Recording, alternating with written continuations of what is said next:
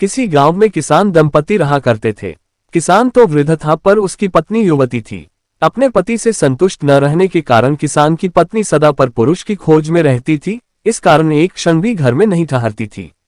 एक दिन किसी ठग ने उसको घर से निकलते हुए देख लिया।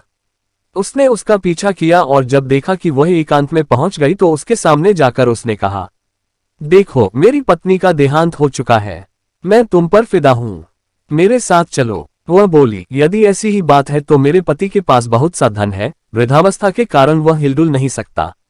मैं सारा धन लेकर आती हूँ जिससे कि हमारा भविष्य सुखमय बीते। ठीक है, जाओ, कल प्रातःकाल इसी समय इसी स्थान पर मिल जाना।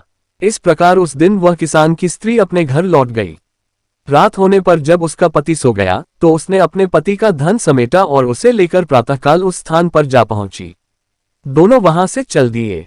दोनों अपने गांव से बहुत दूर निकल आए थे कि तभी मार्ग में एक गहरी नदी आ गई।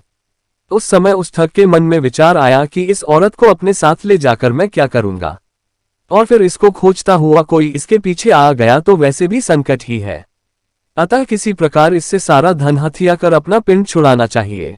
यह विचार कर उसने कहा, नदी बड़ी गहरी है, पहले मैं गठरी को उस पार रख आता हूं, फिर तुमको अपनी पीठ पर लादकर उस पार ले चलूंगा। दोनों को एक साथ ले चलना कठिन है। ठीक है, ऐसा ही करो।